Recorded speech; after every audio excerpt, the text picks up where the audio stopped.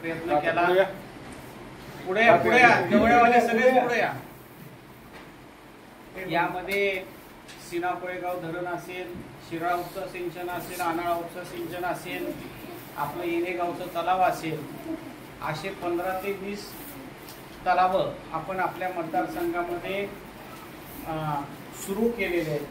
प्रत्येक धरणामध्ये पाण्याचा साठा एकदा उपलब्ध झाला, पाऊस पडला तर येणाऱ्या पुढच्या 25 वर्षामध्ये 25 ते 50 वर्षापर्यंत आयुष्यभर त्या पाण्याचा फायदा शेतकऱ्यांना होणार आहे। असं शाश्वत पाण्याचं काम आपण आपल्या मतदारसंघामध्ये केलेलं आहे। एमएससीबीच्या बद्दल आंतरगावला 33 केव्ही केलं, 5 पिंपळाला केलं, डकपिंपरी फाट्याला केलं, 220 केव्ही सबस्टेशन केलं, असे 15 ते 20 33 केव्ही आपण आपल्या मतदारसंघामध्ये केलेले आहेत। परंतु ह्या 5 वर्षामध्ये एकही नवीन 33 केव्ही आपल्या मतदारसंघामध्ये झालेलं नाही। त्यामुळे शेतकऱ्याला लाईटीची अडचण या ठिकाणी येत आहे, हे आपण समजून घेण्याची गरज आहे। ह्या 5 वर्षामध्ये त्यांच्याकडे संधी होती 33 केव्ही करण्याची, परंतु त्यांनी एकही नवीन 33 केव्ही केलेलं नाही। उलट आपण कारखान्यावर 132 सबस्टेशन मंजूर करून घेतलं। कारखान्याची जी लाईट तयार होती ती लाईट आपण ह्या 132 सबस्टेशनच्या माध्यमातून आपल्या येणाऱ्या 8-10 33 केव्हीला सेपरेट लाईन टाकून ही लाईट देणार आहोत। आमदार नसताना हे लाईटीचं काम आपण या ठिकाणी केलेलं आहे। एक मिनिट, हॅलो, नमस्कार नमस्कार, बोला नाही कार्यक्रम बोला ना, मी साईडला येतो। भाषण चालू आहे, 5-10 मिनिटांत जाऊ का? नाही बोला बोला ना, बोला विषय कुठं माहिती मान नव्हतं। बरं ठीक आहे, मी एक बाहेर आले की फोन बंद करतो।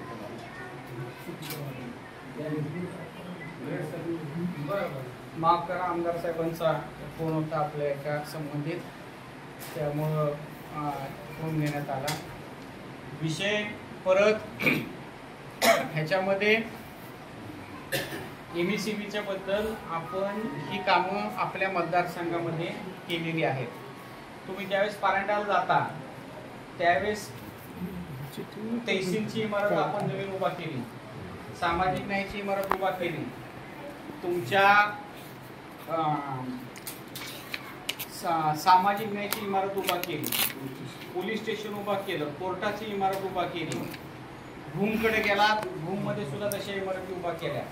पण ह्या 5 वर्षात एकही नवीन इमारत आपल्या मतदारसंघामध्ये उभा राहिलेली नाही। आपण जर बघितलं, आज आपण निवडून दिलेल्या आमदाराकडं या ठिकाणी आरोग्य खातं आहे, दवाखाने 100 खाटाचा मंजूर केला, 200 खाटाचा मंजूर केला म्हणून भाषणामध्ये ते नेहमी सांगत असतात।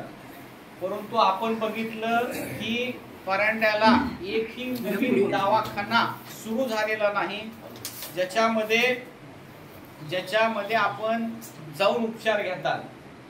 आपण जर गावामधलं कोण आजारी झालं तर जुन्या आपण केलेल्या दवाखान्यामध्ये जाऊन आपल्याला ऍडमिट व्हावं लागते। नवीन ह्यांच्या केलेल्या आमदारांनी कुठलाही दवाखाना तिथं उपलब्ध नाही। त्या सर्व दवाखाने हे कागदावर आहे, हे आपल्या सर्वांना माहित आहे। असं टीका केल्यावर त्यांनी आपल्याला सांगितलं की सीना कोळेगावची इथं फोटो दाखवले पिलर उभा राहताना। आपण त्यांना हे सांगतोय की तुमच्याकडे 5 वर्ष आमदारकी होती, 3 वर्ष विधान परिषदेवर होतात, 5 वर्ष विधानसभेवर आहात, 8 वर्ष तुम्ही आमदार आहात, त्यात 2दा पालकमंत्री आहात आणि 8 वर्ष सत्तेत आहात।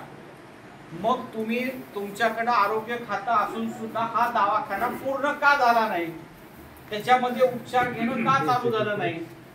तुम्ही पहिले 3 वर्ष मंत्रीपद न मिळाल्यामुळं पुण्याला जाऊन घुसून बसले, मतदारांना विश्वासाने तुम्हाला निवडून दिलं असताना सुद्धा पुण्याला जाऊन घुसून बसले आणि आपल्या मतदारसंघाकडे तुम्ही दुर्लक्ष केलं। त्यामुळं ही सगळं आपल्याला या ठिकाणी अडचणी त्या ठिकाणी निर्माण झालेल्या आहेत। दुसरं महत्वाची गोष्ट, बचत गटाचं पहिले 3 टर्म आपण बचत गट कसे स्थापन करायचे हे महिलांना कागदपत्र आणून देऊन सुरुवात केली। सुरुवातीला मंगल कार्यालयामध्ये गावामध्ये सार्वजनिक ठिकाणी महिला येत नव्हत्या, बचत गट स्थापन करायचं म्हटलं तर खासगी कुणाच्या तरी बैठक घेऊन त्यांना कागदपत्र द्यायची, तो बचत गट स्थापन करायचा. नंतर महिला भगिनी हळूहळू स्वावलंबी झाल्या.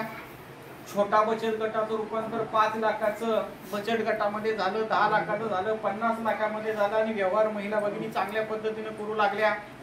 सुप्रियाताईच्या माध्यमातून त्यांना आपण शासनाकडून पैसे मिळवून दिले, बँकेकडून पैसे मिळवून दिले, तुमच्या सबसिडी मिळवून दिली आणि प्रत्येक वेळेस महिलांनी आपल्याला आशीर्वाद दिला. परंतु गेल्या वेळेस अचानक इलेक्शनच्या वेळेस 1000 रुपये ह्या बचत गटाच्या महिलांना देण्यात आले. 1000 रुपये 5 वर्षाला, म्हणजे दिवसाला 50 पैसे सुद्धा येत नाहीत. परंतु महिला भगिनींनी ह्या पैशासाठी त्यांना मतदान केलेलं नव्हतं. त्यांना त्यांच्या वस्तूला बचत गटाच्या मार्केट उपलब्ध करून देतो आणि प्रत्येक महिन्याला 10,000 रुपये कमवून देतो असं आश्वासन विरोधी पक्षाच्या लोकांनी दिलं. आपण 3 टर्म आमदार होतो, आपण तर बचत गटाचं काम केलं होतं, परंतु ह्यांना वाटलं नवीन आता काहीतरी आपल्याला मिळेल म्हणून काही महिला भगिनी इकडे तिकडे गेल्या. परंतु 5 वर्षामध्ये त्यांचं आश्वासन कुठलंही पूर्ण झालेलं नाही. बचत गटाचा एक सुद्धा 5 वर्षामध्ये कार्यक्रम त्यांनी घेतलेला नाही, मेळावा घेतलेला नाही. बचत गट हा शब्द सुद्धा त्यांच्या भाषणामध्ये त्यांनी 5 वर्षामध्ये काढलेला नाही. आणि मग इलेक्शन आल्यावर परत एकदा पैसे ह्या महिला भगिनींना द्यायचं आणि मतदान घ्यायचं अशा पद्धतीचं त्यांचा प्रयत्न चालू आहे. परंतु आपल्या महिला भगिनी ह्या स्वाभिमानी आहेत, एकदा फसलेले आहेत, परत फसणार नाही.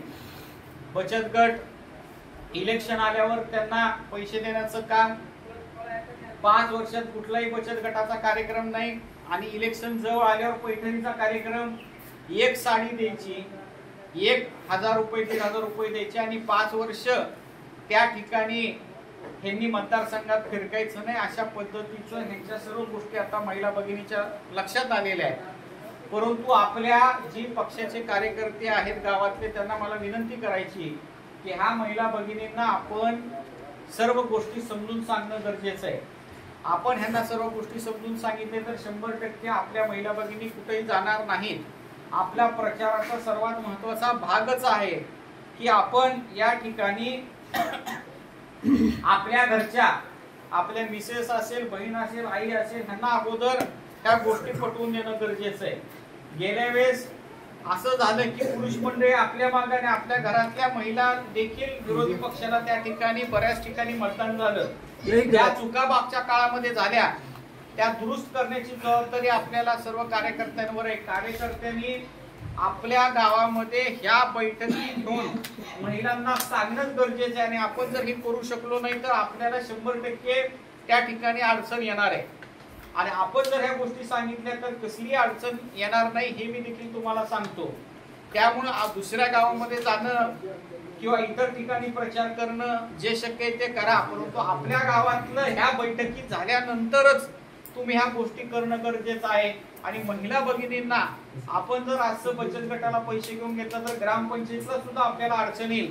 ह्या गोष्टी समजून सांगितल्या, आपल्या घरी सांगितल्या, बैठक जसं ग्रामपंचायतीला घेतो म्हणून सांगितलं तर आपल्याला कसलीही अडचण येणार नाही. कारण 5 वर्षामध्ये त्यांनी काहीच केलेलं नाही, मोठी गोष्ट त्यांच्याकडे कोणतीच नाही आणि म्हणून इलेक्शन आल्यावर कुठंतरी मुरुम टाकण्याचा दिखावा ते करताय. मुरुम या ठिकाणी इलेक्शन आल्यानंतर टाकायचं त्यांचं काम चालू आहे. शेतकरी अडचणीत आहेत, त्यांना मदत करण्याचा दिखावा त्यांचा चालू आहे. परंतु मला या ठिकाणी सांगायचंय की गेल्या वर्षी बी चिखल होता, गेल्या वर्षी का मुरुम त्यांनी टाकला नाही? 4 वर्ष चिखलातून शेतकरी जात होते, त्यावेळेस त्यांनी का मुरुम टाकला नाही? आता इलेक्शन पुरतं मुरुम टाकण्याचं काम त्यांचं चालू आहे. आणि मुरुम टाकण्याची का वेळ आली तर गेल्या 5 वर्षामध्ये त्यांनी एमआरईचं काम जे शासनामार्फत 1 किलोमीटरला 25 लाख रुपये शासन देते, ती कामं केली नाहीत म्हणून मुरुम टाकण्याची वेळ आली. आपल्या कळमला तिथल्या आमदारांनी ही सर्व कामं केली, त्यामुळे काय झालं, तिथं मुरुम टाकण्याची वेळ आली नाही.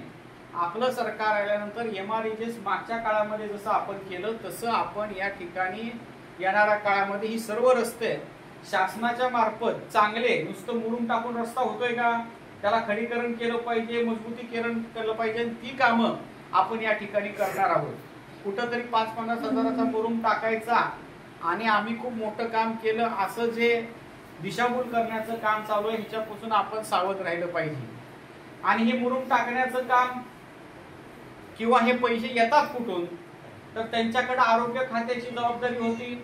त्यांनी 6000 कोटीचा ॲम्ब्युलन्स घोटाळा केला, 2000 कोटीचा आरोग्य खात्याचा घोटाळा केला, 250 कोटीचा सफाई कामगाराचा कंत्राटी कामगाराचा घोटाळा केला, काल परवा 3200 कोटीचा सफाई कामगाराचा सफाईच्या टेंडरमध्ये घोटाळा केला।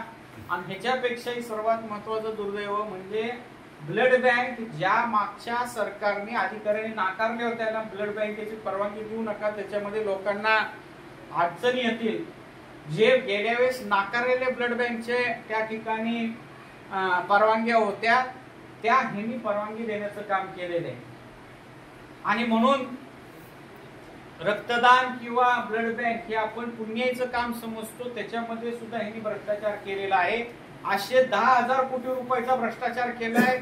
मग हा भ्रष्टाचार केल्यानंतर हा पैसा आपल्या टॅक्सचाच आहे, आपल्या शेतकऱ्यांच्या कष्टाचा पैसा आहे, त्यामुळे कुणी घाबरण्याचं कारण नाही। या ठिकाणी हा आलेला पैसा हे आपल्याच टॅक्स मधून आलेला पैसा आहे, ही गोष्ट आपण या ठिकाणी समजून घेण्याची गरज आहे। कारखान्याच्या बद्दल मागच्या काळामध्ये काही अडचणी निर्माण झाल्या असतील ऊस नेण्यामध्ये, परंतु आपल्याला आता 1200च्या कारखान्याच्या ऐवजी आता 7000 क्रशिंग आपल्या कारखान्याचे यावेळेस होणार आहे। तुमच्या गाड्या या ठिकाणी वाढणार आहेत। गेल्या वेळेस तुमच्या काही प्रमाणात गाड्या कमी असल्यामुळे अडचणी आल्या, कुणाचंही त्या ठिकाणी राजकारण नव्हतं, परंतु यंत्रणा ही मजुराच्या हातामध्ये गेली होती। आणि आपल्या कारखान्याची नाही, 50 वर्ष पश्चिम महाराष्ट्राचे जे कारखाने तिथले सुद्धा यंत्रणा ही मजुराच्या हातात गेल्यामुळे काही अडचणी आल्या, परंतु येणाऱ्या काळामध्ये उसाच्या प्रश्नावर तुम्हाला कसली अडचण येणार नाही, हे मी तुम्हाला कार्यक्रमाच्या निमित्तानं सांगू इच्छितो। लांबच काही मी काही जास्त बोलणार नाही। आपली युती ही उद्धव ठाकरे गट, शिवसेना त्याबरोबर काँग्रेस असं एकत्रित युती आहे। आपल्याला महाविकास आघाडीचं सरकार आणायचंय, महाविकास आघाडीचं आमदार निवडून या ठिकाणी आणायचं आहे। पवार साहेब आणि ठाकरे साहेब जे आपल्याला त्या ठिकाणी उमेदवार देतील त्यांच्या मागे आपल्याला या ठिकाणी उभा राहायचंय। मराठा आरक्षणाच्या संदर्भात जे जे कार्यक्रम झाले त्या त्या कार्यक्रमामध्ये माझी हजेरी आहे। पहिला मुक मोर्चाला मी हजर होतो, मुंबईच्या मोर्चाला हजर होतो, आंतरवलीचा पहिला कार्यक्रम झाला त्याला होतो, भूमच्या कार्यक्रमाला होतो, परांडा वाशीला कार्यक्रम झाला त्यावेळेस गिरोला मी त्यांचा सत्कार केला। परत एकदा त्यांना जाऊन आंतरवलीला आपण भेटलो आणि एकीकडे आपण या ठिकाणी कार्यकर्ता म्हणून काम केलंय। आमदार म्हणून मराठा आरक्षण मिळालं पाहिजे म्हणून अधिवेशनामध्ये प्रश्न केलेला आहे। नुसतं मराठा आरक्षण नाही तर धनगर आरक्षण सुद्धा आपल्याला मिळालं पाहिजे म्हणून अधिकृत प्रश्न माझा अधिवेशनामध्ये आहे। एकीकडे आपण हे करतोय आणि दुसरीकडे मराठा समाजाचं खाज काढण्याचं काम ही आमदार आपण निवडून दिलेले करत आहे। ज्यांना आपण दैवत समजतो त्या मनोजदादा जरांगे पाटीलना एकेरी उल्लेख करण्याचं काम ही मंडळी या ठिकाणी करत आहे। म्हणून ह्या गोष्टीचं आपण या ठिकाणी विचार करण्याची गरज आहे। आपल्या गावामध्ये बराचसा निधी हा राष्ट्रवादी काँग्रेस पक्षाच्या माध्यमातून आलेला आहे। या ठिकाणी आपल्या संजय बनसोडे राज्यमंत्री असताना खासदार म्हणून पाणी पुरवठा योजना विहीर आपण मंजूर करून घेतली। त्याच्यानंतर परांडा कांदलगाव रस्ता 6 कोटी रुपयाचा जो रस्ता आहे ते देखील पहिला 2.5 वर्ष आपल्याकडे सत्ता होती त्यावेळेस ही सर्व कामं घेतलेली आहेत, परंतु त्याचं श्रेय घेण्याचं काम काही मंडळी करतायत, परंतु आपल्या मागे लागून आपण त्याची पत्र सुद्धा आपल्याकडे आहे ते पाठपुरावा केल्याची। त्यामुळे गावातील लोकांनी दिशाभूल करत असेल तर अशा गोष्टीकडे लक्ष देऊ नका आणि येणाऱ्या काळामध्ये त्याच्यापेक्षा जास्तीची कामं आपल्याला या ठिकाणी करायची। आपण गावातील जवळजवळ सगळे कार्यकर्ते आम्हाला या ठिकाणी दिसते। तुम्ही एवढे सगळे एका जागेवर असल्यावर आपल्या गावामध्ये आम्हाला 100% चांगलं मतदान झाल्याशिवाय राहणार नाही। आमचं देखील सगळ्यांकडे तशाच पद्धतीनं चांगलं लक्ष राहील ही देखील मी तुम्हाला वाई या कार्यक्रमाच्या निमित्तानं देतो। खूप लांब लचक बोलत नाही कारण पुढच्या गावाला जायचंय, शेतातले कामातले दिवस आहेत। आणि सगळ्यात महत्वाचं, तुमचं माझ्याकडे कुठलंही काम असेल तर तुम्ही मला अर्ध्या ते 1 तासात भेटू शकता. गिरोलीला भेटू शकता, भूमला भेटू शकता, परांड्याला भेटू शकता. परंतु आपण निवडून दिल्याकडं आमदाराकडे काम करून घ्यायचं असेल, काम करून घेणं हे लांब राहिलं. फक्त त्याची भेट घेऊन दाखवा. त्याची भेट होऊ शकत नाही, त्याच्याकडून काम होऊ शकत नाही. त्यांच्या जिल्ह्याच्या कार्यकर्त्याला किंवा तालुक्याच्या कार्यकर्त्याला म्हणावं तुझ्या साहेबाला फोन लाव, ती फोन लावू शकत नाही त्याच्या साहेबाला. तर त्याला सांगून ठेवले माझे उद्योगधंदे आहेत पुण्या मुंबईमध्ये, त्या उद्योगधंद्याला संरक्षण पाहिजे म्हणून त्यांना आमदारकी पाहिजे. आणि आपल्याला सार्वजनिक जनतेची कामं करण्यासाठी आपल्याला या ठिकाणी राजकारण करायचं, हे आपल्यातला आणि त्यांच्यातला फरक आहे. आपल्या गावातला, आपल्या परिसरातला कोणताही माणूस डायरेक्ट त्यांच्यापर्यंत पोहोचू शकत नाही, आपल्यापर्यंत सर्व लोक पोहोचू शकतात. ह्या गोष्टीचा आपण या ठिकाणी विचार करावा. सुखदुःखामध्ये आपण नेहमी प्रत्येकाच्या सहभागी आहोत. त्यांनी माझ्यावर टीका काय करावी, तर ही सुखदुःखात सहभागी होते, लग्नाला जाते, वारलं की जाते, आमच्यावर टीका. आता सुखदुःखामध्ये सहभागी होणं हे काही चुकीचं, हे काय आमदार आहे म्हणून नाही. आमदार नसताना पहिल्यांदा करत होतो, आमदार असताना करतोय, आता आमदार नसताना बी करतोय. ही आपली सामाजिक बांधिलकी आहे, ही काय राजकारणाचा विषय नाही. लग्न कार्य किंवा एखाद्याचं घरी दुर्दैवी काही गोष्टी झाली तर त्यांना आपण त्यांच्या सुखदुःखामध्ये सहभागी होतो, ही आपली संस्कृती आहे. आपण गावामध्ये विरोधकाच्या घरी झालं तरी सुद्धा आपण त्या ठिकाणी जाऊन त्यांची भेट घेतो. आपल्याला जसं लग्नाचं आमंत्रण देत होती तशी त्यांच्याकडे मंत्री आमदार झाल्यावर बरेच जण पत्रिका घेऊन गेली. लग्नाला यायचं तर लांब राहिलं, त्या ठिकाणी त्यांची भेट सुद्धा पुण्याला जाऊन झाली नाही. मग हळूहळू लोकांनी त्यांना पत्रिका बी देणं बंद केलं की माणूस येतच नाही तर ह्याला पत्रिका द्यायची कसं. जसं एखादा भावकीतला माणूस असतोय, कुठल्याही लग्नात जाण्यानंतर लोक त्याला पत्रिकाच द्यायचं सोडून देते, तशी त्याची गत झालेली आहे.